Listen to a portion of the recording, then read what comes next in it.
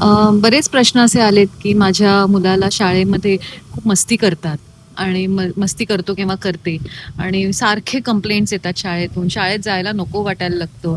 किती मग शिक्षकांना नको का कळायला कसं हँडल करायचं? आणि मग मी शाळा बदलू का? बोर्ड बदलू का? काय करू? असे प्रश्न जे आलेत त्याच्यावरती मला आज अ, दुसरी बाजू पण मांडायची. मी जेव्हा टीचर्स बरोबर म्हणजे ज्या शाळांमध्ये ट्रेनिंग केलंय आणि शिक्षकांबरोबर बऱ्याच प्रायव्हेट स्कूल्समध्ये पण काम केलंय, तिथे शिक्षक नेहमी म्हणतात, की पालकांना ना हल्ली काही म्हणजे वेळच नसतो मुलांना द्यायला. त्यांचे स्वतःचे प्रॉब्लेम्स घरामध्ये इतके असतात आणि मुलांना शिस्त लावत नाहीत, संस्कार देत नाहीत आणि त्यांना असं वाटतं, की सगळं काही शाळेनेच करावं आणि शाळा कितपत आणि कसं करणार? सो हा ब्लेम गेम म्हणजे ते typical passing the parcel game खेळायचो ना आपण, की म्युझिक थांबलं की ज्याच्या मांडीत तो प्रॉब्लेम हे असेल त्याला पनिशमेंट. तर ते पासिंग द पार्सल होतंय आणि घरांमध्ये सुद्धा म्हणजे आई-वडील मग काहीतरी प्रॉब्लेम इश्यू झाला, की मग किंवा सासू-सासरे जर का असतील, तर मग हे काय आमच्या खानदानात कधीच नव्हता हा प्रॉब्लेम हा. हे काय नवीनच किंवा आमच्या वेळेस असं काहीच नव्हतं. हे तुमचे नवीनच फॅड आलेत किंवा मग आई-वडिलांमध्ये सुद्धा, की मी दिवसभर बाहेर असतो, तुला हे काय कळत नाही का, बघता येत नाही का? आई म्हणते, की मीच सगळं बघायचंय का? तुम्ही पण बघा जरा काय चाललंय किंवा हे सगळे म्हणजे खूप जास्ती हे असे विषय मुलांच्या आजूबाजूला घडत राहतात. पण त्या सगळ्यामध्ये मूळ मुद्दा आपल्या हातून निसटतोय आणि मूळ मुद्दा हा आहे, की सेंटर पॉइंट हा सगळा घाट आपण जो काही घालतोय पालक म्हणून, शाळा, शिक्षक सगळेजण मिळून, तर तो कुणासाठी आहे?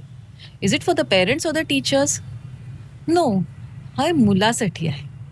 बरं मूल समजून घेणं म्हणजे नक्की काय? हा एक प्रश्न मला विचारला जातोय, की समजून घेणं म्हणजे काय? तर मी त्याच्यावरती पुढचे माझे प्लीज हे आता पुढचे व्हिडिओज काही 2-3 मिस करू नका. कारण आपण काय करतो ना, पालकत्व हे कॉमन सेन्सिकली करतो. पण actually it is you as parents तुम्हाला न्यूरोसायन्स त्याच्या मागचं समजून घेणं खूप गरजेचं आहे. कारण आपल्या हिंदी फिल्म्स आणि सगळ्यांनी ना, दिल को बहुत बदनाम किया है, की दिल तो पागल है, दिल तो काही नाहीये. हे सगळं इथे आहे. सगळी रसायनं जी काही आहेत ना, आपली डोपामिन असेल, सेरोटोनिन असेल, ऑक्सिटोसिन असेल, ही सगळी रसायनं आपल्या मेंदूमध्ये स्त्रवतात आणि त्याच्यातनं आपलं बिहेवियर, आपल्या सगळ्या गोष्टी लर्निंग स्टाईल, लर्निंगची केपेबिलिटी ह्या सगळ्या गोष्टी ठरतात. ह्या सगळ्या बिहेवियर, ह्या सगळ्या गोष्टी कुठेतरी न्यूरोसायन्स त्याच्यामागे खूप मोठा रोल प्ले करतो आणि हे सगळे नवीन शब्द असतील तुम्हाला डोपामिन, ऑक्सिटोसिन वगैरे हे सगळं काय आता नवीन, हे पण शिकायचं का? तर हो, पालक आहात तुम्ही. तुमचं आपलं सगळ्यांचं काम एक आहे किंवा समाजाचं पण, की आणि वर्षानुवर्षे आपण करत आलेलो आहोत बरं का, की पुढची पिढी सक्षमपणे आपण जरी नसलो तरी त्यांच्या हातात आपण हे जग सोपवू शकू. ह्याच्यासाठी त्यांना सक्षम करणं, ते छान राहतील, त्यांच्या पुढच्या पिढीला नर्चर करतील आणि परत हे वर्षानुवर्षे चालत आलेलं आहे, नाही का? सो हा आपला रोल आहे, की मुलं आपण नसताना सुद्धा सक्षमपणे त्यांच्या केपेबिलिटीप्रमाणे पुढे त्यांनी आयुष्यामध्ये समाजामध्ये वेल ॲडजस्टेड ह्युमन बीइंग, एक रिस्पॉन्सिबल पर्सन जो आपलं आयुष्य चांगलं निभावून नेईल, इतकं सक्षम करणं हे आपलं काम आहे. मग ह्याच्यासाठी न्यूरोसायन्स कळणं खूप गरजेचं आहे. कॉमन सेन्सिकली इकडचा सल्ला, तिकडचा सल्ला वगैरे ठीक आहे, it works. But you need to आणि हे नसतील तुम्हाला टर्म्स माहिती तर समजून घ्या, ओळख करून घ्या. हल्ली तर काय तुम्हाला WhatsAppवरती फॉरवर्ड करण्याच्या ऐवजी हे नवीन शब्द शोधा ना. तुम्हाला Google आहे हाताशी. का नाही आपण करू शकत? तर वेगळा विचार जोपर्यंत पालक करून वेगळं वाचायला सुरुवात करा आणि मूल ओळखायला सुरुवात करणार नाही. अहो, आज साधं मी चप्पल माझी तुटली म्हटलं तर मला थोड्या वेळाने Amazon ॲड दाखवेल चपलांची. हे तुमचे जे 5 सेन्सरी ऑर्गन्स आहेत ना, म्हणजे आपण जे म्हणतो की आपले इंद्रिय मराठीमध्ये म्हणतो की तुम्ही बघता, तुम्ही नाकाने वेगवेगळा वास आपल्याला येतो, जिभेला चव असते, कानाने ऐकतो आपण, स्किनला टच आणि फील असतं. तर हे जे 5 सेन्सरी ऑर्गन्स आहेत, ह्या गोष्टींच्या थ्रू बरेचसे न्यूरो मार्केटियर्स म्हणजे आज आपण जे काही आपलं बिहेवियर जे आहे ते इतकं हॅक्ड आहे, मॅनिप्युलेटेड आहे. नको असणाऱ्या वस्तू तर कितींदा आपण शॉपिंग करतो. नको असणाऱ्या गोष्टी खातो. रात्री तुम्हाला 10 वाजता why should Swiggy message you, are you hungry? Are you craving for this ice cream? ते आपल्याला जास्ती चांगलं ओळखतायत आज. आपण कुठे गेलोय, काय केलंय, आपले पॅटर्न्स काय आहेत, हे सगळं जर का सोशल मीडिया आणि टेक्नॉलॉजी ओळखते तर आपण आपल्या मुलांना ओळखणं किती गरजेचं आहे.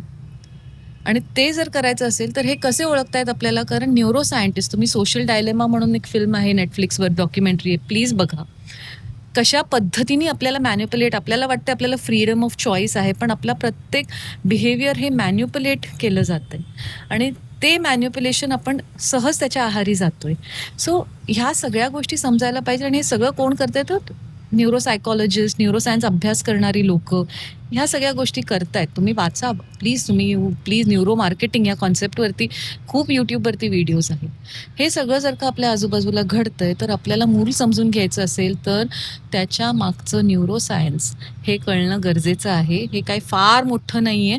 मी त्याला सोप्या शब्दांमध्ये सांगणार आहे सो दॅट तुम्हाला तुमचं मूल जास्ती चांगलं कळावं आणि जास्ती सक्षमपणे तुम्ही पालकत्व करावं, जास्ती सक्षम तुमची मुलं व्हावीत आणि तुमच्यामधलं नातं जास्ती आनंद देणारं आणि हेल्दी असावं. ह्याच्यासाठी पुढचे मी व्हिडिओज न्यूरोसायन्सवरती करणार आहे आणि वॉच आउट फॉर दॅट. पण आत्ता हा ब्लेम गेम थांबवूयात आपण. फक्त बोर्ड बदलून शिक्षकांना पैसे दिलेत, फी भरली आणि ते करत नाही आहेत, पालक घरी काही करत नाही आहेत, ह्या सगळ्यामध्ये जे सफर होत आहेत ती आहेत मुलं आणि त्यांच्या बाबतीत आपण आता विचार करायला सुरुवात करूयात.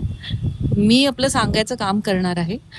प्रश्न उत्तरं तुम्हाला, तुमच्या प्रश्नाला उत्तर वन ऑन वन नाही दिलं तरीसुद्धा या सगळ्या पुढच्या व्हिडिओजमधनं तुम्हाला तुमचं आकलन होणार आहे आणि तुम्ही ते अप्लाय करू शकणार आहात. हा त्याच्या मागचा हेतू असणार आहे. So yes, my next videos will be, a few of them will be on the neuroscience of growth and development. कसं ओळखावं मूल, बेसिक तुम्ही ओळखलं ना एकदा तुमचं मूल की मग तुम्हाला तो माझा जो एस्ट फॉर्म्युला आहे ना, acceptance, no comparison, no criticism, ई for setting the right expectation आणि मग डिसिप्लिन, सेल्फ डिसिप्लिन आणि कुठेतरी तुमच्या सगळ्या प्रयत्नांना एक दिशा मिळू शकेल. सो मी नक्की पुढचे व्हिडिओज करणार आहे न्यूरोसायन्सवर.